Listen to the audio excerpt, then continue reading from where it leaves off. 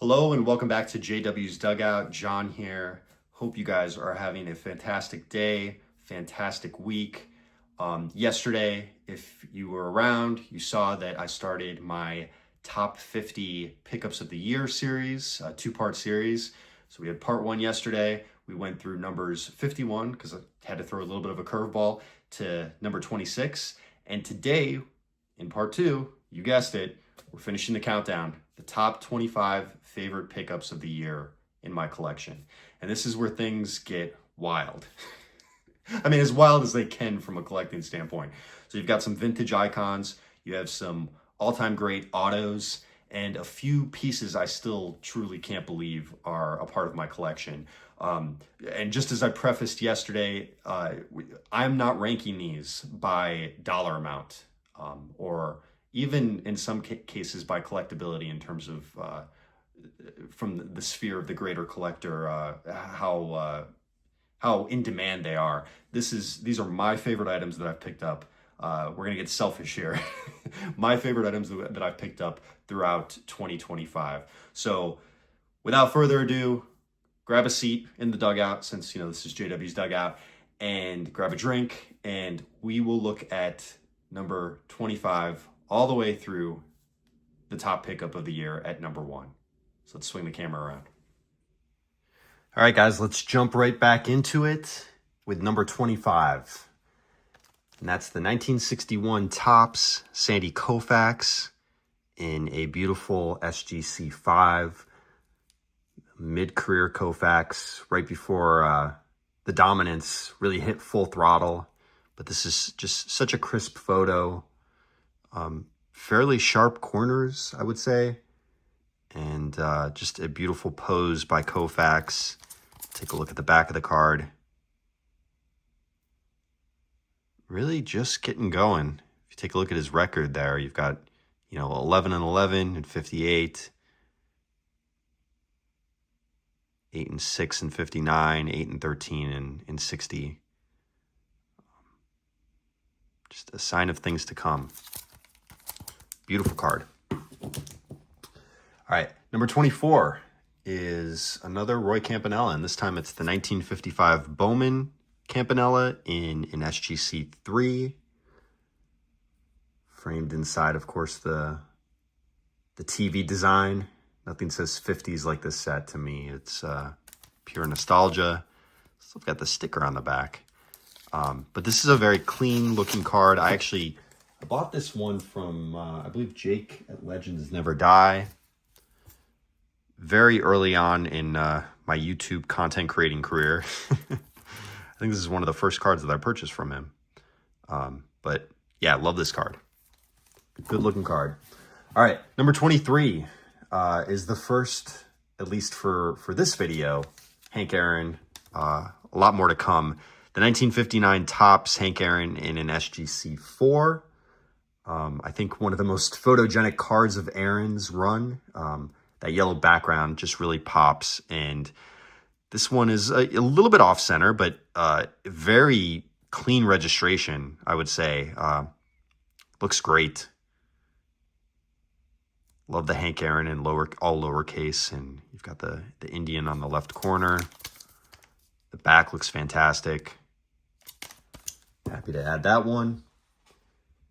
All right, number 22 is the 1959 Topps Baseball Thrills Willie Mays in an SGC 3. And guys, I take a look at this card, and I truly don't know how it's an SGC 3. Not that it matters, because the grade, I mean, if you're going to give it a 4 or 5, okay, whatever. But I don't know, like, this is so well centered, and the color truly pops on it. I think it's a wonderful card. I didn't break the bank on this. I think I paid maybe $80 or $90 for it. Wanted to own this card. I had this card in the past, and finally picked it back up. And yeah, it's a beautiful card, a beautiful representation. All right. So let's move to number 21. This is probably one of my favorite cards from the 50s. I just think it's just such a great image. It's the 1959 Topps Frank Robinson in a PSA 5. You know, people knock the 59 set, but I love the knot hole look and feel of it. Again, the lowercase letters I think really blends well with the card's design, and the black background is great because it really makes Frank pop in this image. I love the Cincinnati Redlegs, first base and outfield. So just a great card of, you know, the future 500 home run club member. Yeah, just an excellent shot. There's the back for those of you who care. And we'll move right along to number 20 on the list. Again, not a tremendously expensive card, but one that I've wanted for a long time. And this is the 1953 Johnston Cookies, Eddie Matthews, in a reasonable PSA 2. This is a regional issue, Johnston's Cookies. They're not incredibly hard to find. Obviously, you know, the Hank Aaron from 54 and, you know, a few other cards. Like the Warren Spahn is kind of pricey. Eddie Matthews really isn't that bad. I think I paid maybe 120 for this one. I'd have to go back and check, but I think it was around there, give or take. I've wanted this card for a long time, so really happy to have added it. Let's see, number 19 is the 1952 Topps Monty Irving on an SGC3 old slab. This is another one that I've wanted for a long time. You know, just a great shot of the Negro League legend who, you know, moved over to the big leagues and became a Hall of Famer. Just a great smile, great shot. There's the back. Love that card. All right, number 18 is, we're going back to the Diamond Stars, and this is the 1935 Diamond Stars, Sam Rice. An incredibly underrated Hall of Famer. I've spoken about him in multiple episodes on my channel. I also dedicated an episode of the More Than It Seems podcast to him. He has an incredible story, incredible background, but what a tremendous hitter. And this is, to me, just pre-war elegance at its best. Bright, geometric background, and it's still vivid after, you know, 90 plus years. So really, really glad to have this one. All right, moving right along. Let's go to number 17. How about the 1951 Bowman Larry Doby in an SGC 3.5? So many people love this card. Just the iconic stance. You've got the baggy pants. Doby looking on, ready for the ball to come in, ready to take a nice clean hack. And yeah, Doby is a guy who is underrated, I would say, in the vintage market, but gaining popularity. I mean, first black player in the American League. Really, this is an essential card for anyone who loves baseball history and loves this time period.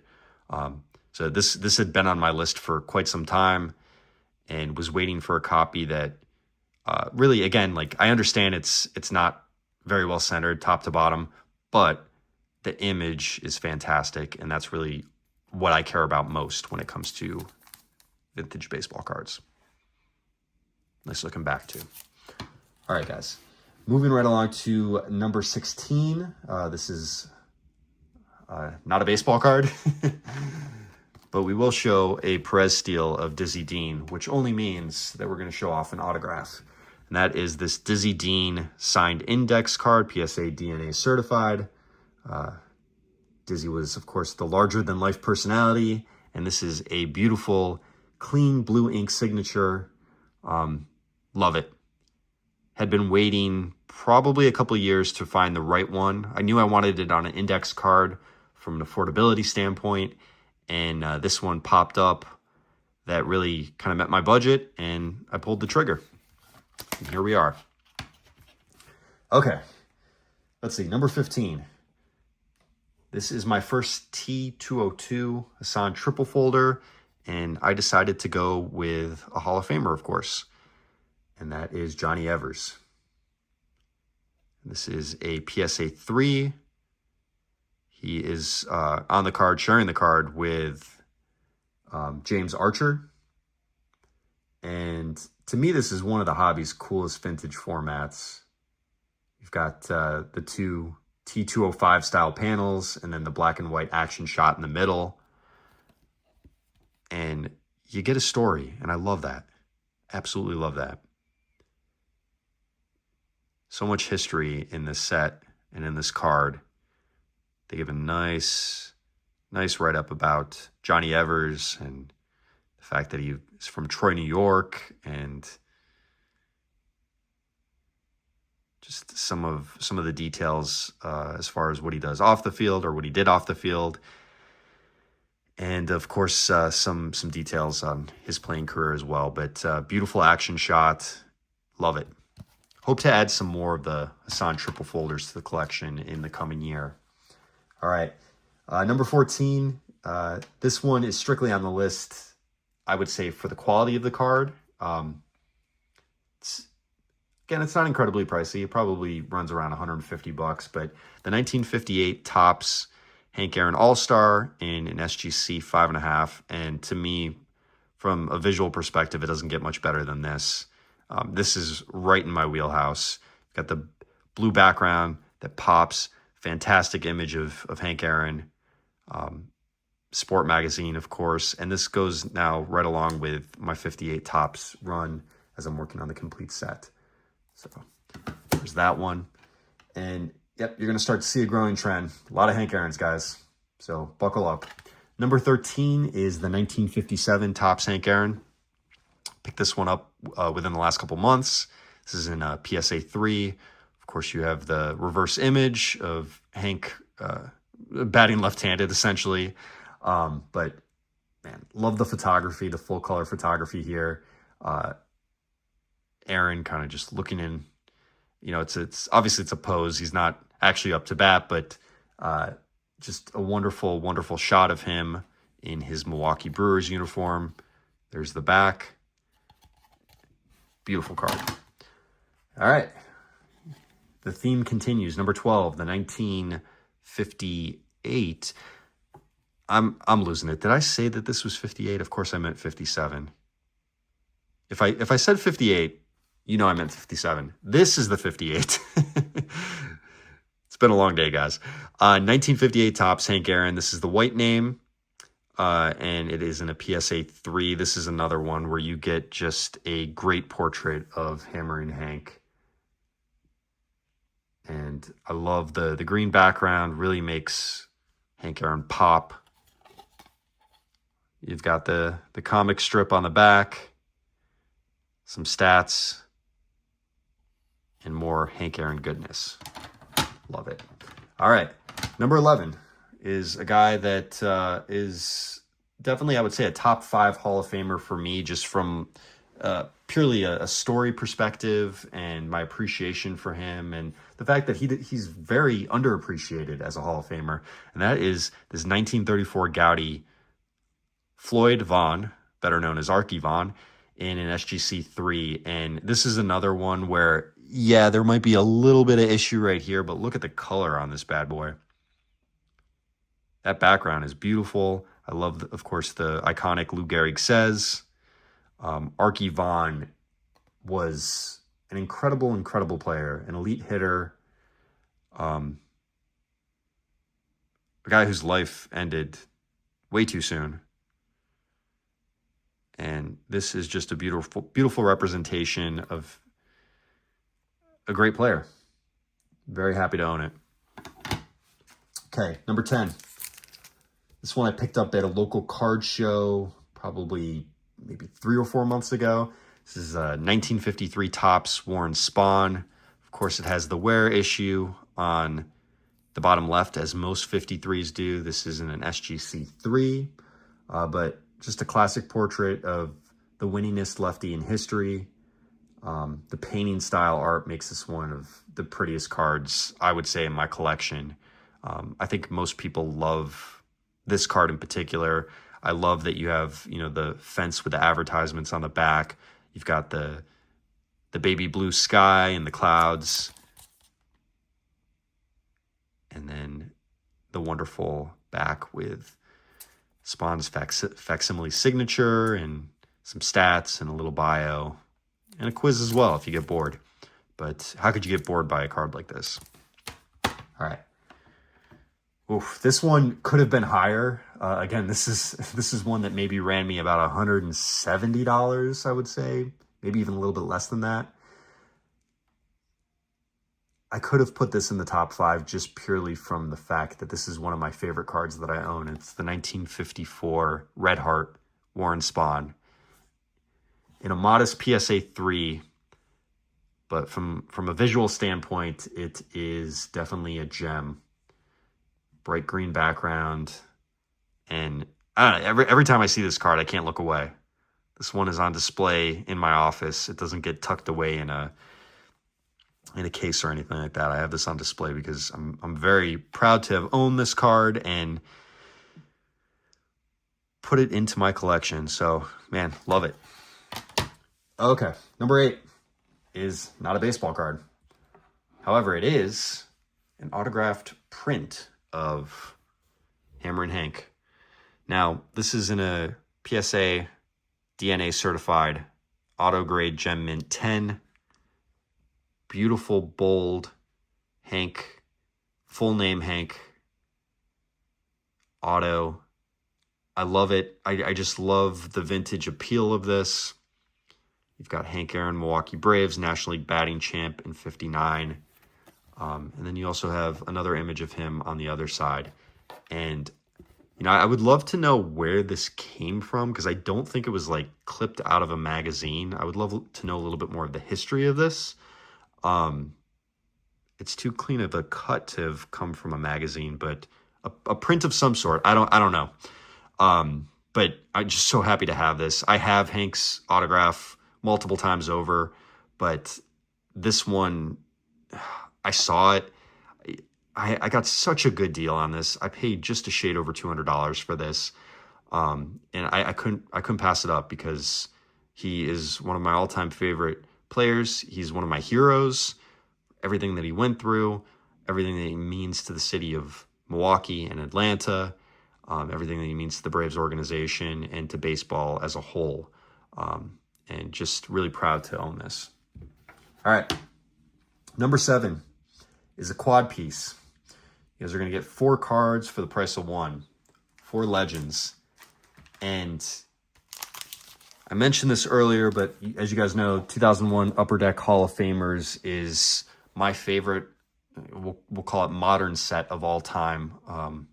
So many legends, so many stories from Cooperstown. And part of my endeavor to complete the master set is picking up all the different subsets. And so like I said, I'm down to 9 cards in that subset, which I'll go over later in a future video about my goals for 2026. But these are just some that I picked up this year that, you can't go wrong with. First, and there is some residue on it that I need to make a point to get that off. Somebody put a sticker on it and there's just some residue. Didn't mean to purchase this graded, but got a really good price on the Roberto Clemente bat. This is in a PSA 7. We also picked up the Jackie Robinson bat card. Look at that thing. Beautiful. The Joe DiMaggio bat card. And then this is obviously definitely the most expensive of the bunch. The crown jewel of the bat subset, Babe Ruth.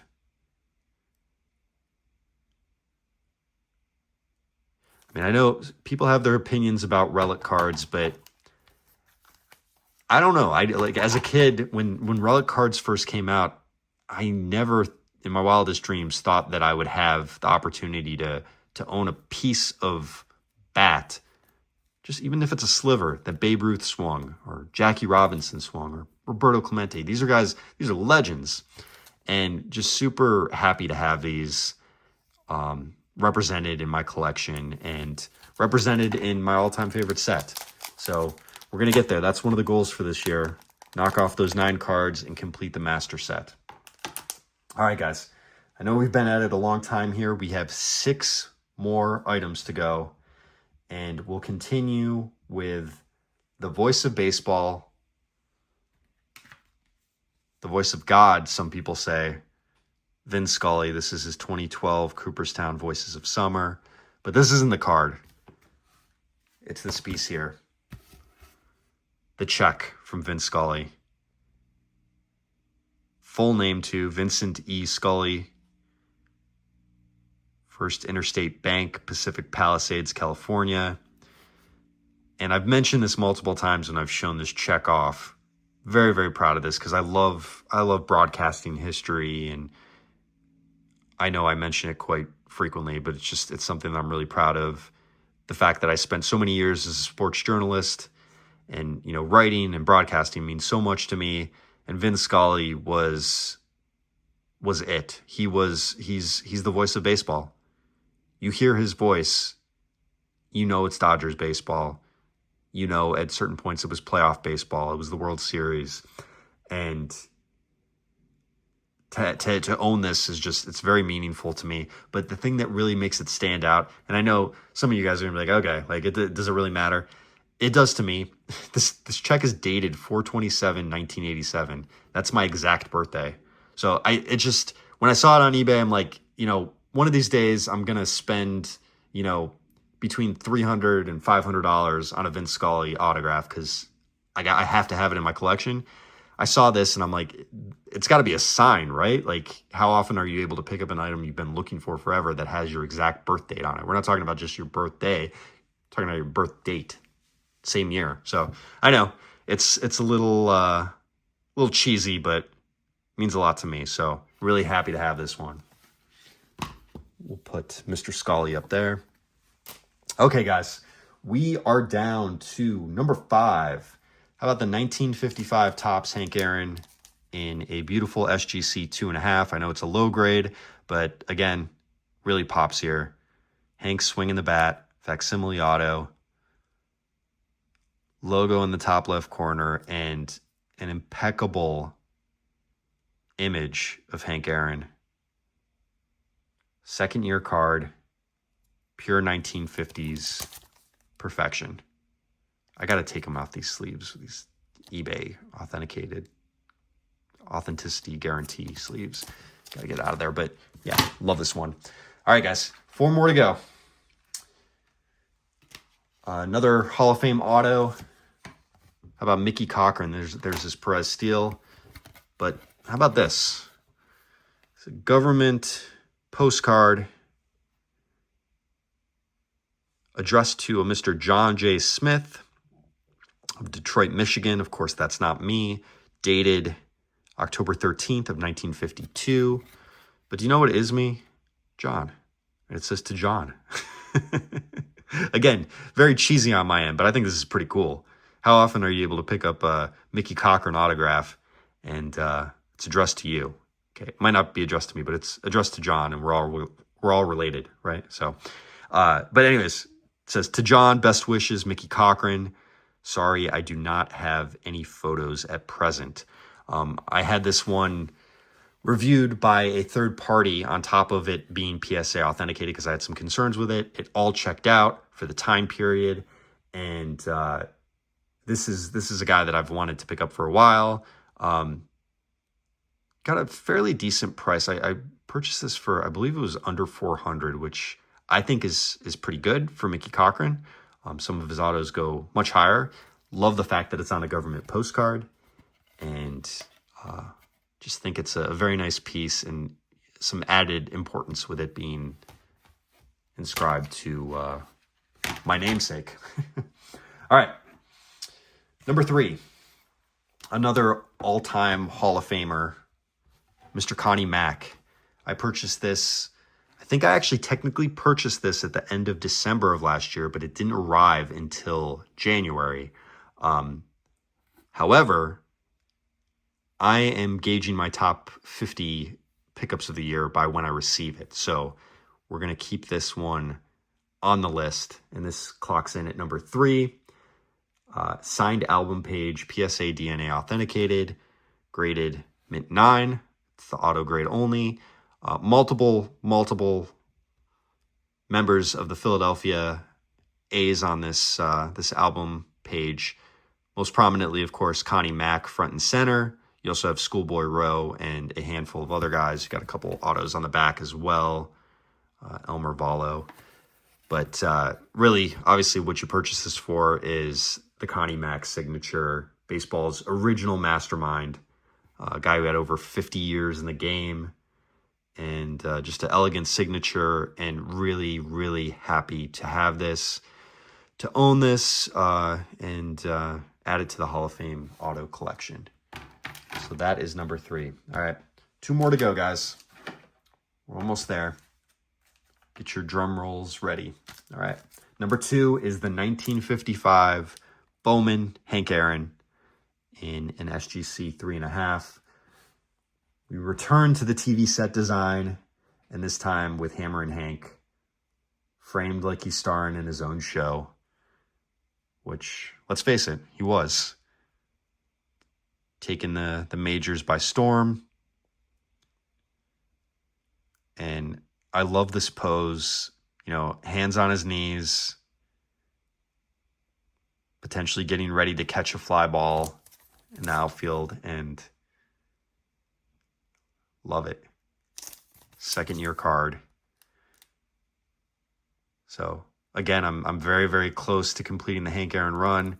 Obviously, I'm of all the base cards, the 54 rookie card, 54 Topps rookie card is on my list for 2026, and I'm very much hoping that's going to happen. So, when you tune in next year for my top 50, you might know what to expect. But sticking with Hank Aaron, we're going to end our list. Do a nice little drum roll, please. And that is the 1955 Topps doubleheaders Hank Aaron in an SGC 3. Earlier in the year, Mike Moynihan requested that people put together their top 10 cards that they want to purchase, that they want to own before they die. And this one was smack dab in the middle of my list. Never did I think this year of all years, with everything going on with the kids, and not that I spent an arm and a leg on this. This was right around 300, after fees and everything via eBay. But never did I think that I would own a card on that top 10 list this year. And I was super happy to have, knocked that off the list and own it. This is just a beautiful version. You've got Ray Herbert on the back as well, the Detroit Tigers pitcher. But we all came here for Hank Aaron, of course. And this is, again, Aaron, second year in the bigs, and by far my favorite pickup of the year. I've been incredibly fortunate to pick up all these cards. I know it seems like a lot, but trust me, I've stayed within budget the entire year. I've not gone overboard. Just trying to be as strategic as possible to knock off the cards that I want on my list. And I feel very fortunate to be able to do so, to also be able to share it with you guys and talk cards. But this one, it's obviously not a perfect grade by any means. The edges are rough, but it tells a story, and it's just how I like my cards. And I am very happy to have counted down this list with you guys, and I hope you enjoyed it. It's been an incredible year of collecting, an incredible year from a hobby perspective, starting this channel about 6 months ago. And I hope you guys have enjoyed following me on my collecting journey this year. I'm definitely not new to the game. I've been doing this, been plugging away since I was 5 or 6 years old, collecting baseball cards. But this is my entry point into sharing my collection with others. And this year has really reminded me why I love the hunt, and I love to talk about baseball and share baseball history and research and study players and learn new things that I've never had the opportunity to pick up on before. And just really appreciate you guys sticking with me over the course of these 2 videos, over the course of the last 6 months. There's still plenty in store for future videos. But for this video, that's going to conclude the top 50 pickups of 2025. Feel free to drop a comment with your favorite from the list. Let me know what your own best pickup of the year was. And as always, thank you for hanging out in the dugout. I really, really appreciate it. Check out those other channels that I mentioned, those other videos. Support each other, support other channels. And, we're all in this together, enjoying the hobby that we love and the sport that we love. Nothing better than baseball and nothing better than baseball cards. So we will see you next time. And here's to an even bigger year ahead in 2026.